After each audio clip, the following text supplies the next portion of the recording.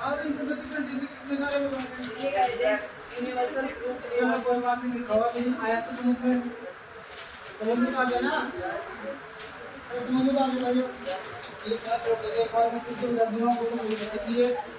आज बात करेंगे अगला टाइप। अगला टाइप है इंपेरेटिव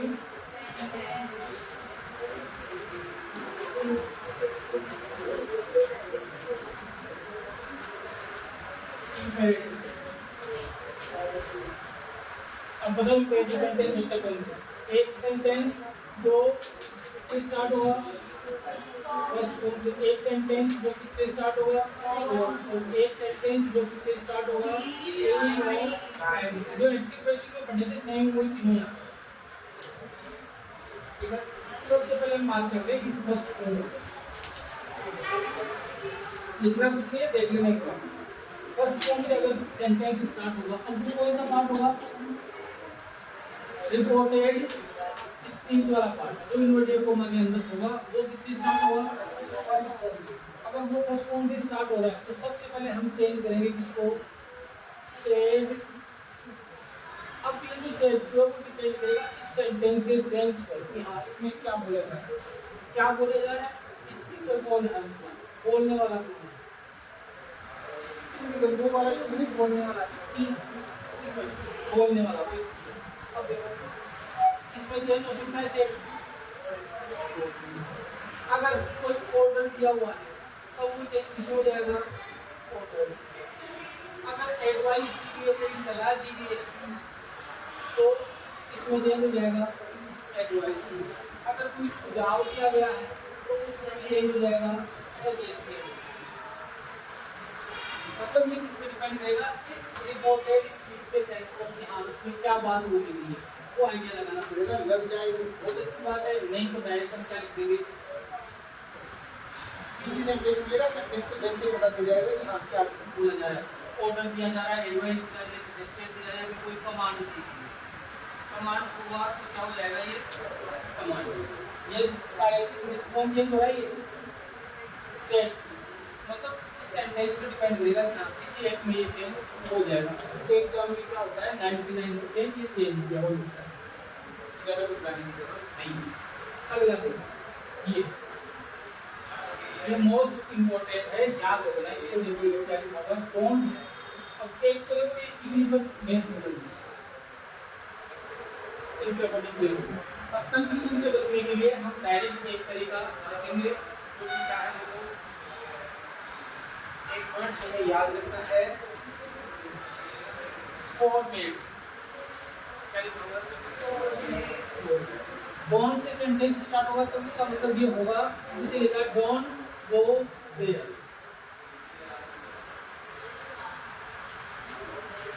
क्या है? Don't go there. फॉरवर्ड जो एक बार इनमें से देखो, अगर कोई बड़ा बोल रहा है तो वो क्या कहेगा? हम किसी बड़े को बोल रहे हैं, हम ऑर्डर नहीं दे सकते, तो हम क्या कहेंगे? रिक्वेस्ट करेंगे। तो एडवाइस छोटा भी दे सकता है, सजेशन एडवाइस छोटा बड़े को भी दे सकता है, लेकिन ऑर्डर नहीं दे सकता। अब ये देखो कौन बोलने वाला कौन है, उस पर डिपेंड करेगा। अगर ये नहीं करना चाहिए तो हम सेड को किस में चेंज करेंगे? सेड। और इसको किस में चेंज कर देंगे? फॉरवर्ड। जैसे ये फॉरवर्ड में चेंज होगा, ये यहाँ से कट जाएगा। क्यों? क्योंकि इस फॉरवर्ड का मतलब क्या होता है? मना करना। मना करना, इसका मतलब सेंटेंस के अंदर क्या छुपा हुआ है? इस वर्ड के अंदर एक बार नोट आ गया, हम उसको दोबारा रिपीट नहीं देंगे, क्योंकि एक सेंटेंस में नोट मैक्सिमम कितनी बार आ सकता है? एक ही बार आ सकता है। इस डोंट को हटा दिया, यहाँ फॉरवर्ड, यही नेगेटिव वर्ड है। नेगेटिव वर्ड इसका मतलब इसके अंदर क्या लिखा हुआ है? जैसे वो आया था ना नोबडी, एक्टिव बेसिस में नोबडी, तो हम इसको हटा देते। इसमें से क्या रखा हमने? ओनली। कौन सी पोजीशन पे आएगा? क्लियर हो गया? नेक्स्ट लिखा हुआ है प्लीज और काइंड। डायरेक्ट पता चल रहा है क्या आएगा? प्लीज काइंड आएगा, तो क्या आएगा? प्लीज काइंड नहीं बोल रहे, इसको रिक्वेस्ट भी जा रही है। पहले तो ये दोनों हट जाएंगे, एक ही बार रिक्वेस्ट होगी, तो तीन रिक्वेस्ट को हटा के सेट को किसमें चेंज कर देंगे? तीनों बात समझ आ रही है। ये जो चेंजेस थे वो किसके थे? Only said. अब देखो, अब बात कर रहे हैं इसकी कनेक्ट सब में क्या लगेगा? और तेईस के जस्ट वाली कौन होती है? जैसे कनेक्टिव आएगा तो जस्ट बाद में क्या लगा देंगे? ये क्लियर है? अब सेट कर देंगे एक एक।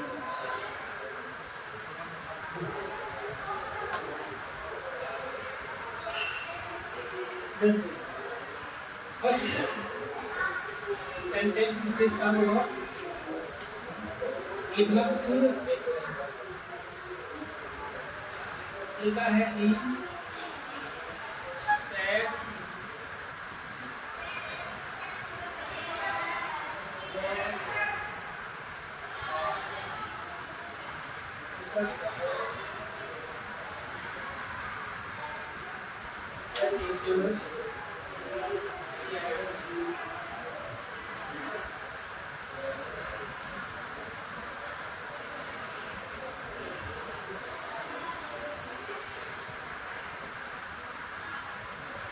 दो सेंटेंस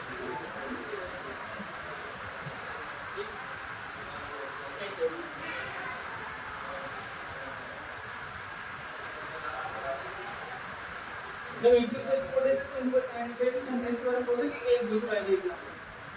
अगर इंटीग्रेशन में नहीं आता तो इसमें एक नेगेटिव सेंटेंस जरूर अंदर हो सकते हैं। इंटीग्रेशन का है चाहे इसमें डायरेक्ट है।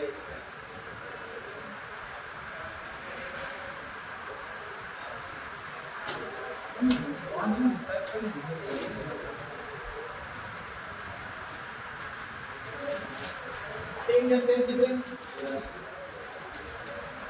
फर्स्ट देखो क्या लिखा है? He said to me, work hard. Work hard. मेहनत। अब ये क्या हो सकता है? अगर कोई हमें बोल रहा है, ऑर्डर तो कोई नहीं दे सकता। मेरी मर्जी को बोलना नहीं। घर वाले बोलते हैं कि मैं जिंदगी में कुछ करना है। अगर नहीं करे तो आप क्या लगेगा? मेरे का है जिंदाबाद सरकारी नौकरी। मेरे का नाम कैसे है? सरकारी नौकरी नहीं है। फिर सैलरी कहाँ से आती है? नरेगा की सैलरी कहाँ से आती है? फिर आगे और से डायरेक्ट अकाउंट में। आपकी से बैंक नौकरी होगा। मैंने कहा अखबार वैकेंसी आती नरेगा। हाँ, लोग कार्ड बनाएगा तैयार है, मेरे पास आखिरी अप्लाई करूँगा। सबसे पहले ज्वाइनिंग वो मेरी होगी। अब देखो ये एडवाइस हो सकती है क्या? सजेशन हो सकता है? तो देखो कोई भी तो आपको ठीक लगे वो है ही सजेस्टेड मी या तो कोई नहीं। अब देखो इंपरेटिव सेंटेंस कनेक्टिव क्या लगेगा? उसके बाद में कौन सी फॉर्म आएगी? वर्क फर्स्ट फॉर्म है क्या? वर्क बताओ कोई प्रॉब्लम है क्या? कीजिए नेक्स्ट द टीचर। इस बार हमें स्पीकर का पता चल गया बोलने वाला कौन। यहाँ तो तीन ही भाव तो कोई बोल सकता है। यहाँ कौन बोल रहा है? टीचर में से बोल रहा है। टीचर इसका मतलब बड़ा ही एज में नहीं है। एज में तीन बच्चा ना कई बार पोस्ट डिक्लेयर की पोजीशन देखी जाती है। कौन सी पोजीशन? कलेक्टर। कलेक्टर की एज 95 इयर्स और दादाजी की 60 इयर्स और 60 साल की। या कि बोले कि कलेक्टर का तो अपने से छोटा ही है। मां बता दी गई बड़ा है सेंड मी फिनिश योर तुम्हारा काम हुआ। रिक्वेस्ट टीचर नहीं रिक्वेस्ट को बोल टीचर क्या करेंगे? हाँ, ऐसी कंडीशन में टीचर क्या करेंगे? ऑर्डर ऑर्डर कलेक्ट भी क्या लगेगा? उसके बाद कौन सी था? फर्स्ट में क्या है? आगे देखो ये कौन सा इसका अकॉर्डिंग चेंज होगा। ऑब्जेक्ट क्या है? मी। क्या हो जाएगा? माई। अब ये माई कैसे आई ये तो बताना तुम नहीं हो तो बोल देना। नेक्स्ट हो जाएगा C said to me and. अब ये सी चाहे छोटी सी है चाहे बड़ी सी, यहाँ क्या बोल रही है? हेल्प चाहिए तो रिक्वेस्ट की करनी पड़ेगी ध्यान रखिए से हेल्प नहीं तो यहाँ क्या हो जाएगा बताओ सी रिक्वेस्टेड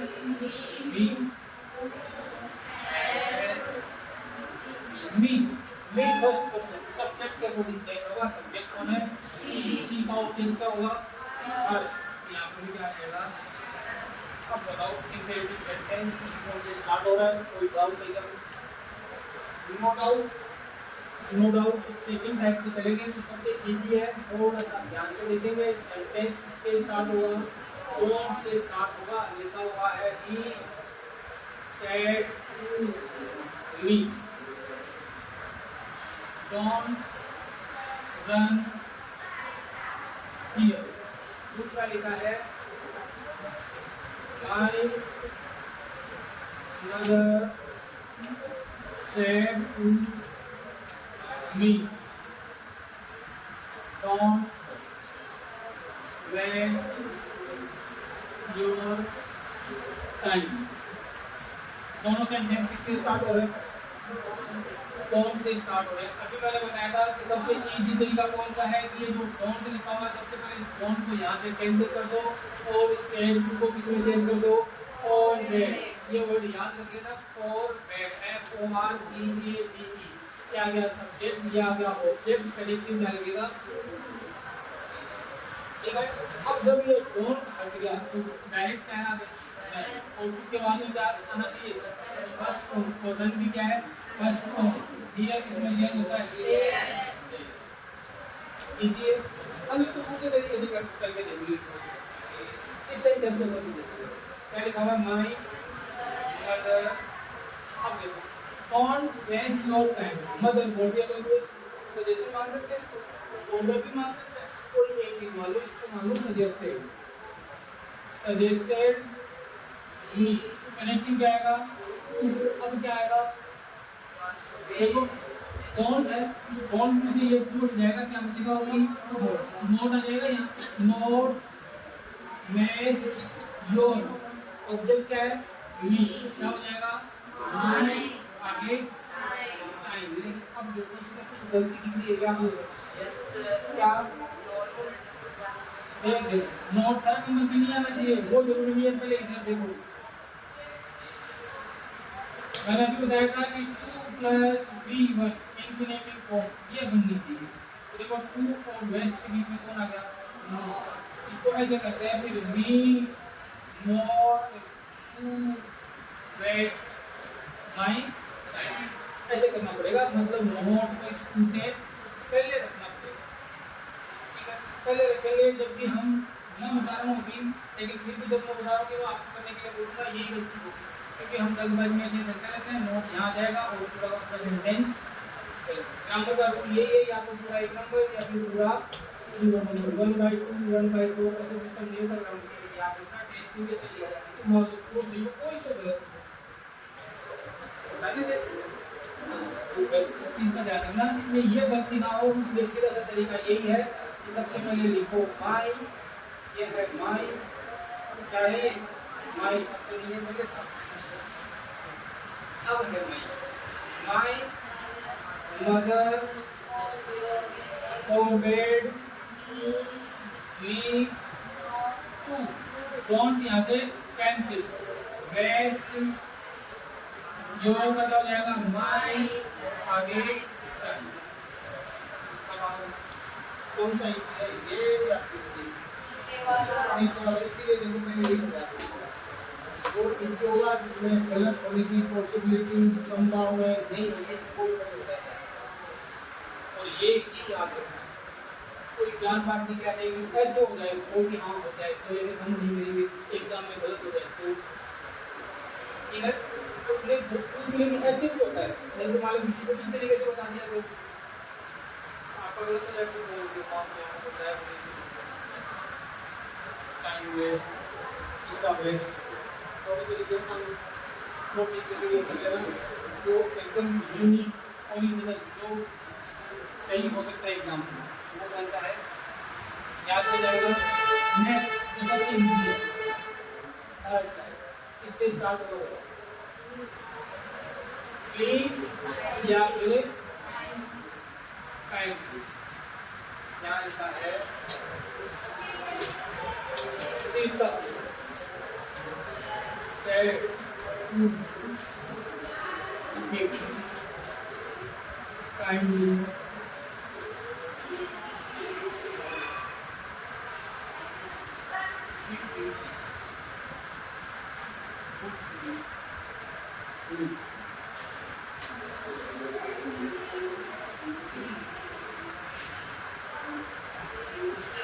देखो सबसे पहले काइंडली आ गया, सेकंड हो जाएगा, सेकंड किसमें चेंज हो जाएगा, रिक्वेस्टेड। आगे कनेक्टिव, उसके बाद फर्स्ट फॉर्म चाहिए थी ना, फर्स्ट फॉर्म है, इस किसमें चेंज होता है, आगे आगे मी कौन सा पर्सन है, फर्स्ट फॉर्म, इसका अकॉर्डिंग चेंज होगा सब्जेक्ट, सब्जेक्ट को ना सीखा क्या हो जाएगा। ठीक है, अब बताओ एक रेडी में बताओ, दो दो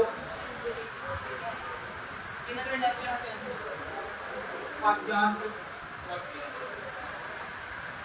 ऐसे सेंटेंस जिसमें कोई एडवाइस दी गई हो, कोई सुझाव दिया गया हो, do come here, go there, form this question, don't shout, don't talk,